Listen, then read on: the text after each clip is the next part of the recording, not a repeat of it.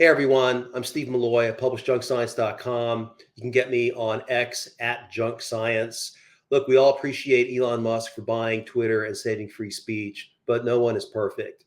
Elon just put out an 8-minute video calling for a carbon tax. There are a lot of problems with it. Whoever wrote that script for Elon really let him down. So we're going to watch the video together and I'm going to make comments. Let's go. What I'm going to talk about today is what is needed to address the climate crisis. Hold on there, Elon. Here's John Clauser, the 2022 Nobel Prize winner in physics, on the alleged climate crisis. Regarding climate change, I believe that the climate change is not a crisis. So there's no climate crisis. And if we're just choosing between his assertion and yours, well, I'm going to have to go with his. What actions can we take that will accelerate the transition out of the fossil fuel era? So there's a certain amount of carbon that is circulating through the environment. So it's going into the air, getting absorbed by plants and animals, and then going back into the air. And this carbon is just circulating on the surface. And this is fine, and it's been doing that for millions, hundreds of millions of years.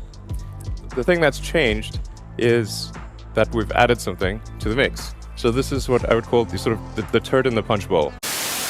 Elon, did you just call carbon dioxide in the atmosphere the, quote, turd in the punch bowl, end quote?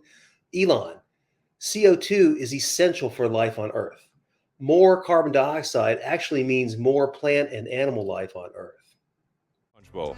We added all this extra carbon to the carbon cycle, and the net result is that the carbon in the ocean's atmosphere is growing over time. It's much more than can be absorbed by the ecosystem. It's really quite simple. We're taking billions of tons of carbon that's been buried for hundreds of millions of years and is not part of the carbon cycle, taking it from deep underground and adding it to the carbon cycle. The result is that a steady increase in the carbon in the atmosphere and in the ocean, which doesn't look like much if you look at it on this chart, but when looked at in the context of history, it actually looks like this. So the carbon parts per million has really been bouncing around the 300 level for around 10 million years. And then in the last few hundred years, it went into a vertical climb.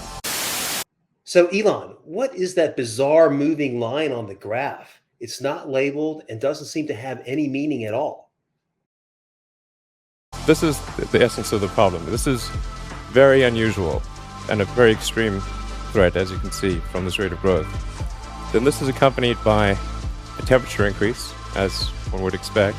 And this temperature increase, people talk about 2 degrees or 3 degrees. Elon, this graph is totally fake. It's entirely fraudulent. First, there is no such thing or place with average global temperature. That is not a physical concept. No temperature anomaly on this graph has actually been measured. At best, these are modeled guesstimates. This is not a record of anything, since guesstimates are not records. And everything about temperature anomalies is guesswork in the first place, including the arbitrary baseline. Now, since the temperatures are guesstimates, where are the error bars? Why aren't those shown? Error bars aren't shown because 96% of US surface temperature stations, for example, are not accurate to within 1 degree centigrade. Global stations are likely much worse. Yet this graph purports accuracy to within 1/100th of a degree Celsius. It's just fraud. It's important to appreciate just how sensitive the climate actually is to temperature. And it's important to look at it in terms of absolute temperature, not in degrees Celsius relative to zero. We need to say, what is the temperature change relative to absolute zero? Elon, you've just blown the entire climate con. You can see quite clearly from this graph that the last 4 interglacial periods have been warmer than today, even though carbon dioxide was at pre-industrial levels. Moreover, the graph shows that in the present era, atmospheric carbon dioxide has increased dramatically while temperature has not. Al Gore made the same embarrassing mistake in his ridiculous movie, An Inconvenient Truth. That's how the universe thinks about temperature. It's how physics thinks about temperature. It's relative to absolute zero. For small changes result in huge effects. So New York City under ice would be -5 degrees. New York City underwater would be +5 degrees. But looked at as a percentage relative to absolute zero, it's only a ±2% change. So the sensitivity of the climate is extremely high. This is probably the place to point out that the climate hoax emperor has no clothes.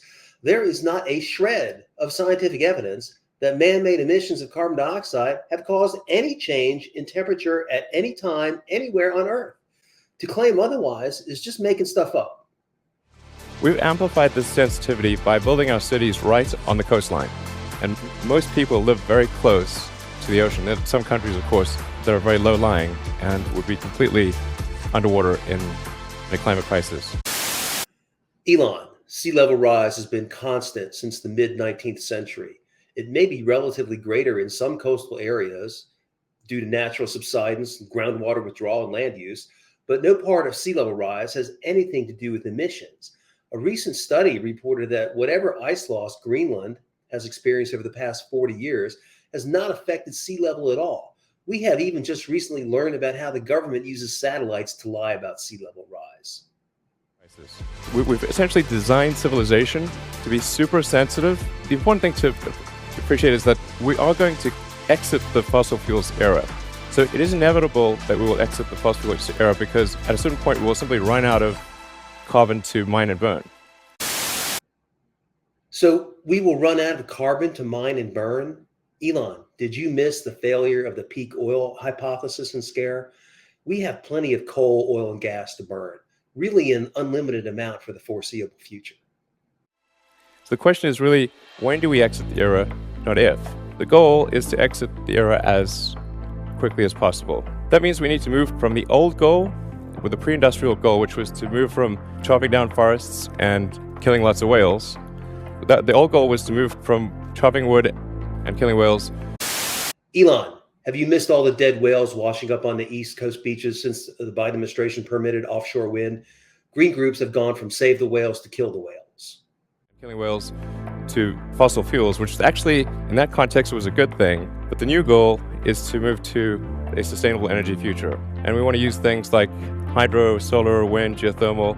Nuclear is also a good option in places like France, which aren't subject to natural disasters. And we want to use energy sources that will be good for 1 billion years. What? We want to use energy sources that will be good for 1 billion years? You know, human history only goes back 5,000 years, right? Going forward, we'll be lucky if Joe Biden doesn't get us in a nuclear war before November. 1 billion years? Why not a gazillion years or a bazillion years? So how do we accelerate this transition away from fossil fuels to a sustainable era? And what happens if we don't? So if we wait, and if we delay the change, the best case is simply delaying that inevitable transition to sustainable energy. So this is the best case if we don't take action now. At the risk of being repetitive, there's going to be no choice in the long term to move to sustainable energy. It's tautological. We have to have sustainable energy or we'll simply run out of the other one. We have plenty of fossil fuels for the foreseeable future. Emissions are not changing the climate. The flip side of delaying a transition is rushing it. And there is no point in rushing any transition because of the climate hoax. So the only thing we gain by slowing down the transition is just slowing it down. It doesn't make it not occur, it just slows it down. The worst case, however, is more displacement and destruction than all the wars in history combined. Okay, these are the best worst case scenarios. So then we have about 3% of scientists that believe in the best case, about 97% that believe in the worst case. So here we have the 97% consensus myth. There is no such consensus, and science is not conducted by consensus anyway. The 97% consensus myth has been debunked many times. While we're at it, please remember that no so-called climate scientist has ever correctly predicted anything. None, not one. I don't even really consider these people as scientists, just like I don't consider organ grinder monkeys to be musicians. This is why I call it the dumbest experiment in history ever. So Elon calls fossil fuels the dumbest experiment in history. Fossil fuels have taken humanity from less than 1 billion people in the pre-industrial era to a growing population of over 8 billion, leading longer, healthier, wealthier, and freer lives than ever before. The Earth is greener than ever before, carrying more life than ever before. What's dumb is the junk science-fueled suicidal disaster that we call the climate hoax. But why would you do this? The transition is delayed or is happening slowly is because there is a hidden subsidy on all carbon-producing activity. In a healthy market, if you have, say, 10 euros of benefit and 4 euros of harm to society, the profit would be 6 euros. This sort of makes obvious sense. This is where the incentives are aligned with a good future. This is not the case today. But if you have the incentives aligned, then the forcing function towards a good future, towards a sustainable energy future, will be powerful. In an unhealthy market, you have your 10 euros of benefit, you have your 4 euros, but the 4 euros isn't taxed. So you have an untaxed negative externality. Elon's so-called negative externality, which is generally referred to as the social cost of carbon, is another bogus idea. Nothing in our world happens without fossil fuels. Without fossil fuels, billions would die very soon. Fossil fuels are all benefit with no negative externality. This is basically economics 101. So you have basically unreasonable profit and a forcing function to do carbon emitting activity because this cost to society is not being paid. The net result is 35 gigatons of carbon per year into the atmosphere. So this is analogous to not paying for garbage collection. And it's not as though we should say, in the case of garbage, have a garbage-free society. It's very difficult to have a garbage-free society. But it's just important that people pay for the garbage collection. Emissions of greenhouse gases are invisible and odorless. They are a very small part of the atmosphere, 0.04% in the case of carbon dioxide. Moreover, carbon dioxide is vital plant food. What's garbage is likening emissions to garbage. So we need to go from having an untaxed negative externality, which is effectively a subsidy of enormous size, $5.3 trillion a year according to the IMF every year. We need to move away from this and have a carbon tax. This is being fought quite hard by the carbon producers. A carbon tax is a pointless tax on energy. It will make energy pointlessly more expensive while not accomplishing anything for the environment. It is a regressive tax, meaning that it would hit poor people the most. Finally, big oil companies like ExxonMobil, for example, and to its everlasting infamy, supports a carbon tax. ExxonMobil knows that fossil fuels are essential, and it doesn't care if consumers are forced to pay higher prices for them. And they're using tactics that are very similar to what the cigarette industry or the tobacco industry used for many years. They would take the approach of, even though the overwhelming scientific consensus was that smoking cigarettes was bad for you, they would find a few scientists that would disagree, and then they would say, look, the scientists disagree. That's essentially how they would try to trick the public into thinking that smoking is not that bad.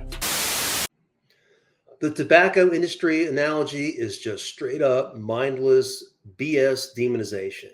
There was and is as much, if not more, lying by anti-tobacco activists and the government than the tobacco industry. I don't know any climate realist that lies, but I know virtually every climate hoaxer does. Or if they're not lying, they're just really stupid. So you can take your pick with that. The solution, obviously, is to remove the subsidy. So that means we need to have a carbon tax, and to make it something which is neither a left nor a right issue, we should make it probably a revenue neutral carbon tax. So this would be a case of increasing taxes on carbon, but then reducing taxes in other places. So maybe there would be a reduction in sales tax or VAT and an increase in carbon tax, so that only those using high levels of carbon would pay an increased tax. In order to give industry time to react, this could be a phased-in approach. So that maybe it takes 5 years before the carbon taxes are very high. So that means that only companies that don't take action today will suffer in 5 years. But there needs to be a clear message from government in this regard. So we burn fossil fuels because they are a fantastic energy source, and there is no cost-effective substitute. I'm somewhat surprised that in 2024, Elon Musk, of all people, still believes that government knows what it's doing and can manage a national or global economy to a good end. Because the fundamental problem is the rules today incent people to create carbon. And this is madness. and whatever you incent will happen.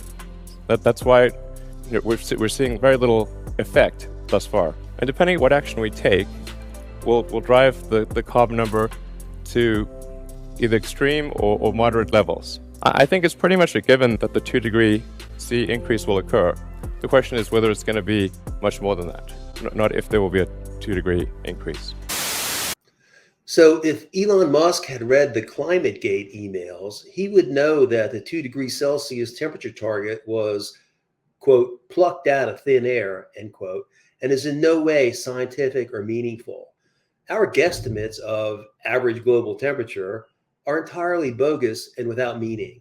Average global temperature is a concept invented for the climate hoax, and temperature targets like 1.5 degrees Celsius and 2 degrees Celsius are just an arbitrary means of causing the public anxiety about something imaginary.